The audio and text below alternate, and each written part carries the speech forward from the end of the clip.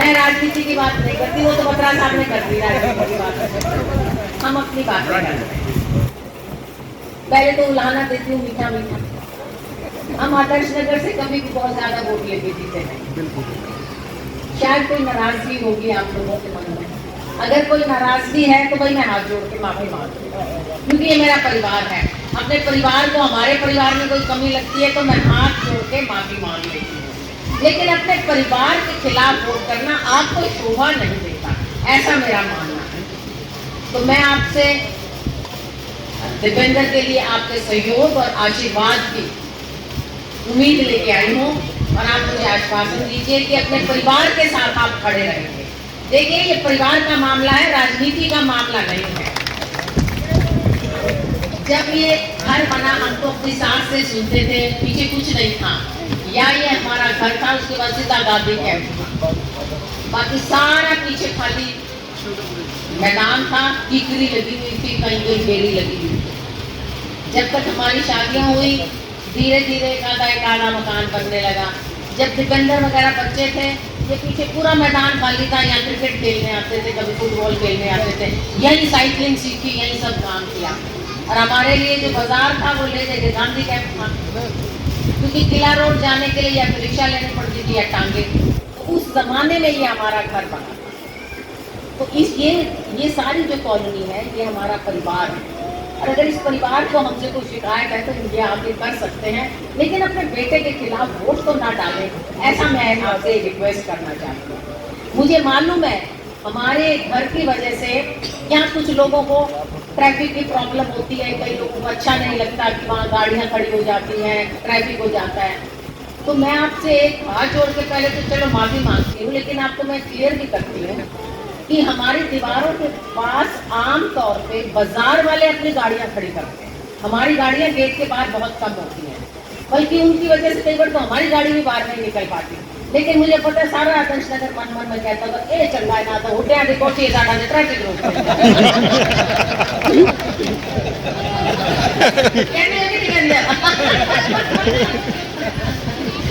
तो भाई अगर कोई दिक्कत है तो उसके लिए भी मैं माफी मांगती हूँ। और हमने ये यहाँ ट्रैफिक रुकता है इसके लिए कई बार टेलीफोन करके हमने पुलिस में ये रिक्वेस्ट करी कि अब तो ये बहुत बिजी चौराहा है, क्योंकि उधर सामने डी पार्क को सड़क जाती है, सारा मेडिकल को ट्रैफिक जाता है, तो यहाँ पे पुलिस वाले की अगर ड्यूटी लगा दो तो यहाँ पार्किंग नहीं करने देगा। अब ये अभी आया ना, ये लोग लगा के अजय आया, जनधन भी आया, फिर उसके पास भी जो बड़े बड़े शोरूम वाले हैं ना, उनके पास भी शॉपिंग कहाँ गया अजय, वो खड़ा है, वो पीछे वो देखो वो रहा। इसके पास भी शॉपिंग करने आते हैं, तो वो गाड़ियाँ हमारे गेट के आगे लगाते हैं। क्या किसको रोकेंगे? मेरा मतलब ये है कहने का कि वो ट्रैफिक सिर्फ हमारी वजह से जाम नहीं होता, और लोग भी कर देते हैं। और भाई बात रह गई काम की, तो देखिए ये मैं मानती हूँ कि मैं 12 महीने यहाँ नहीं रहती, मैं बीच बीच में दिल्ली भी जाती हूँ, क्योंकि बच्चे वहाँ हैं, परिवार वहाँ है, बेटा बेटी वहाँ है, पोता है वहाँ, सब है। अगर मैं यहाँ नहीं होती तो मेरी देवरानी है गीता है, आधे से ज़्यादा आदर्श नगर जानता होगा, गीता को भी, हमारी पुत्रवधु नीलम यहाँ रहती है, बिट्टू यहाँ रहता है, 24 बेटी पकड़ लो।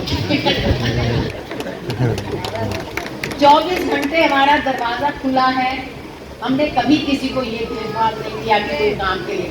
हमारे यहाँ तो जब कोई एमसी मोहर नहीं लगाते थे ना, तो भी हमारे घर आके कहते थे एमसी की मोहर लगवा के मंगा दो बात। तो हमने हमेशा आदर्श नगर को अपना परिवार समझा है, और मैं परिवार के नाते आप लोगों से आप ही के बेटे के लिए आशीर्वाद और सहयोग मांगने आई हूँ। वोट नहीं मांगूंगी, क्योंकि अगर आपके दिल में उसके लिए प्यार होगा तो आप खाली वोट नहीं देंगे, उसके लिए आप यहाँ से बाहर निकल के औरों से भी वोट मांगेंगे।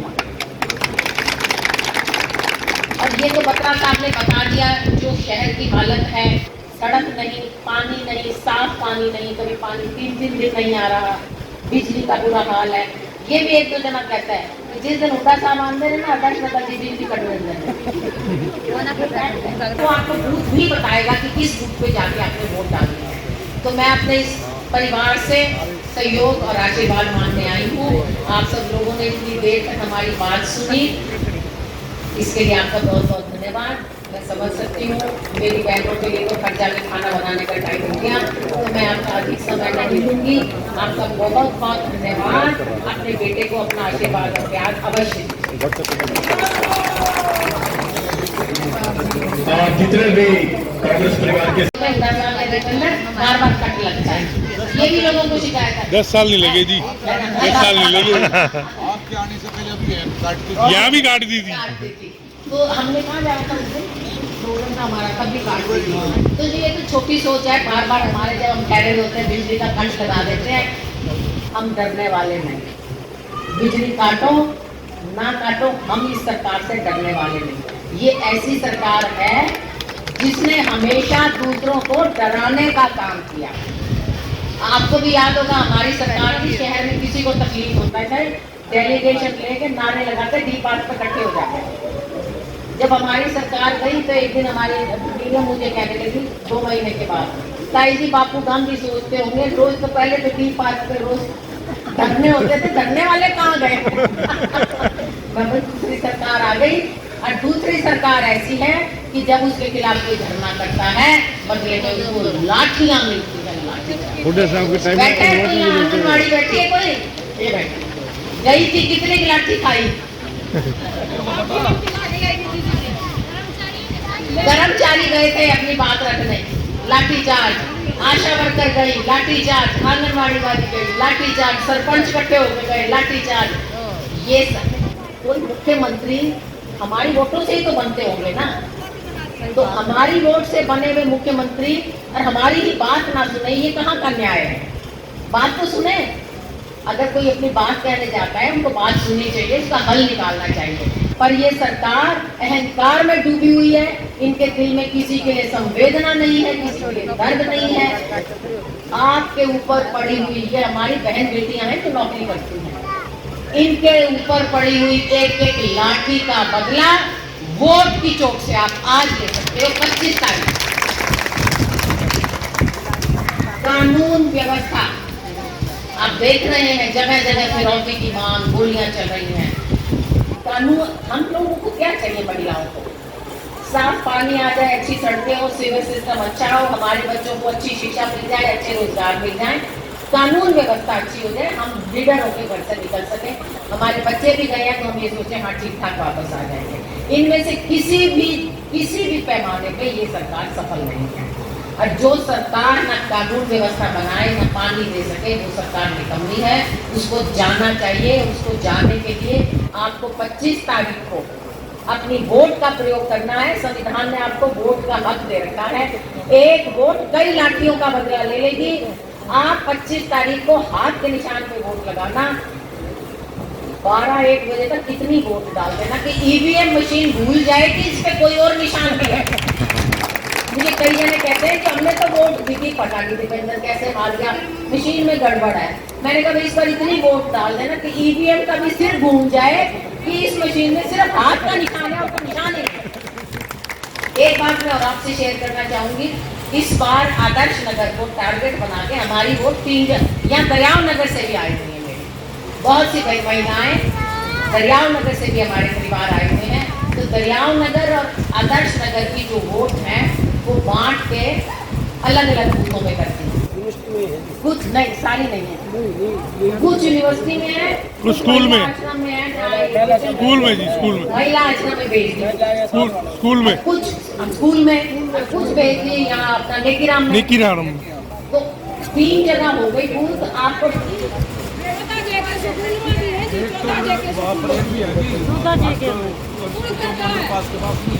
तो इसलिए हमारे कॉलोनी को आप हमें अपना नहीं मानते, पर बीजेपी वालों को लगता है ये हमारा परिवार है, तो उन्होंने हमारी वोटों को 3 जगह बांट दिया।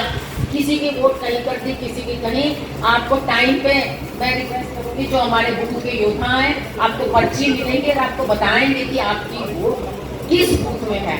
तो कृपा करके अपनी वोट समय पे डालें, जरूर डालें, पोलिंग करें। मैं नौजवान बच्चों से अपील करूंगी कि वो बूथ के न्याय योद्धा बन के हर वोट को बूथ तक पहुंचाने का काम करें। मैं अपने इस परिवार से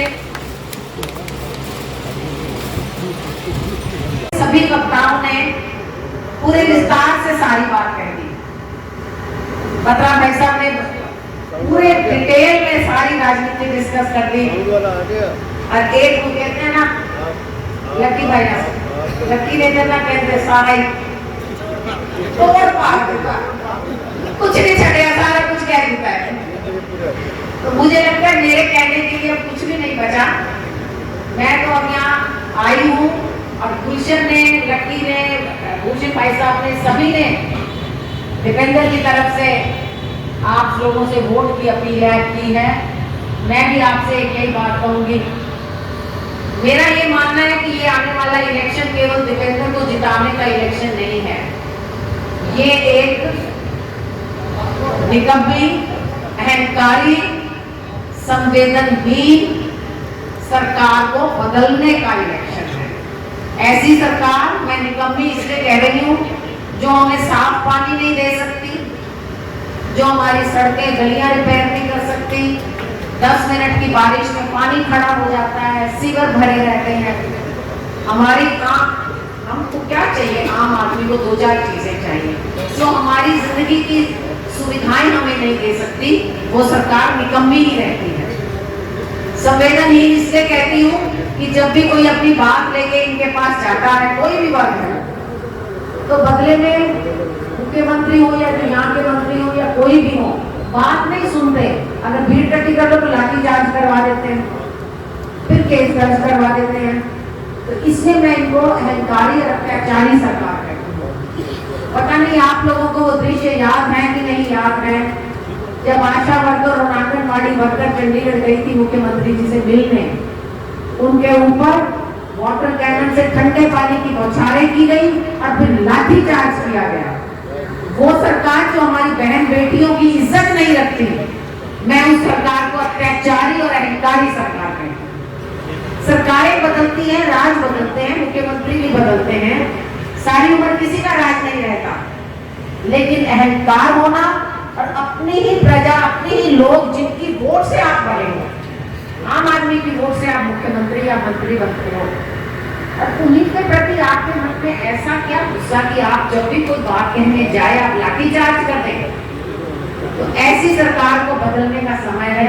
एक एक लाठी जो उन्होंने हमारी बहन बेटियों पे चलाई है, उसका बदला हमें लाठी चला के नहीं, 25 तारीख को हाथ के बटन पे बटन दबा के उस लाठी का बदला लेना, अपनी बहन बेटियों की इज्जत का बदला लेना।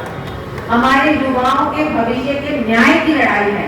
जो नौकरियां निकलती नहीं, निकल जाए तो पेपर लीक हो जाते हैं। एक पेपर जब एक कोई नौकरी निकलती है, पहले तो फॉर्म भरो, तैयारी करो, फिर क्या हो गया, पेपर लीक हो गया। अब पेपर लीक हो गए 40 से ज्यादा बार, लेकिन आज तक कोई एक आदमी पकड़ा नहीं गया। कौन पेपर लीक करवाता है, कौन उनको बचा रहा है जो पेपर लीक करते हैं? वो बच्चे कहाँ जाए पढ़ लिख के? पढ़े लिखे बच्चों के न्याय की लड़ाई है, हम औरतों के एक सुखी जीवन की लड़ाई है, साफ पानी की लड़ाई है, सुंदर रोहतक शहर की लड़ाई है, युवा के भविष्य की लड़ाई है। ये लड़ाई राजनीतिक लड़ाई दीपेंद्र की अकेले की नहीं है, ये हम सबके मान सम्मान, रोहतक शहर की इज्जत की लड़ाई है। और मैं इस लड़ाई में आपका सहयोग मांगने आई हूँ। आप हमारा साथ दीजिए, हमारे कंधे से कंधा मिलाकर लड़िए। हम ये राज बदलना चाहते हैं, एक खुशहाल हरियाणा हो, खुशहाल रोहतक हो, सब प्यार से रहें, जाति और धर्म के नाम पे एक दूसरे से नफरत नहीं करें। मैं तो अक्सर कहती हूँ, अरे हम तो जब बिहार आए हमारे घर में गुलशन तो बाद में आने लगा, इसके फादर बैठे रहते थे मेरी सास के साथ, मेरी सारी फ्रेंड्स कोई जानवी सी थी, कोई पंजाबी सी, उन्होंने मदद 10 साल पहला इलेक्शन लड़े, क्या वोट मांगते थे, साडा जवाई खड़ा है भूपेंद्र, साडा जवाई है। मुझे 2016 में इस सरकार ने कहा हुड्डा साहब तो जाट है, हमें पता ही नहीं था कि हम जाट। हम रोहतक में कभी जाट पंजाबी बिरादरी के नाम पे मिले ही नहीं, हम जो भी थे एक के रोहतक वाले। मैं ये चाहती हूँ ऐसी सरकार आए, ऐसा भाईचारा वापस बने, हम सब प्यार के साथ मिले। हम जब आपस में बैठे तो ये नहीं पूछा जाए कि तू केड़ी बिरादरी का बंदा है, तू कौन है, तेरा धर्म की है, तेरी बोली की है, ये बातें नहीं होनी चाहिए। इंसान या अच्छा होता है या बुरा होता है, तो हम सब प्यार से रहें। मेरी आपसे यही विनती है, एक खुशहाल और सुंदर हरियाणा, खुशहाल सुंदर रोहतक जिसमें लॉ एंड ऑर्डर अच्छा हो। ऐसा नहीं हो कि दिन में लेके बंदूक किसी से फिरौती मांग ली, दिन दहाड़े गोलियां चला दी। एक इतने बड़े नेता को बहादुरगढ़ में कार रोक के 40 गोलियां मार दी। रेलवे रोड पे फिरौती मांगी, गोहाना में, सांपला में, आप कहीं भी देख लो। ये सरकार का दायित्व है कि कानून व्यवस्था बना के रखे। तो हम ऐसे आपसे सहयोग मांगते हैं और मुझे ये यकीन है जब आर्यनगर से ये आवाज उठेगी पूरे रोहतक में गूंजेगी, सरकार बदल दो। लक्की ने बड़ा अच्छा कह दिया, सरकार बदल दो तब तो ताज बदल दो, पता नहीं लक्की से की बेईमानों की सरकार बदल दो। मैं आपका ज्यादा समय नहीं लूंगी क्योंकि आप बहुत गर्मी में बहुत देर से यहाँ बैठे हैं, फिर भी आपने धैर्य से हमारी बातें सुनी। हमें अपने एक बार अपने सहयोग का आश्वासन दीजिए, क्या आप इस न्याय युद्ध में हमारा साथ देंगे? बहुत बहुत बहुत बहुत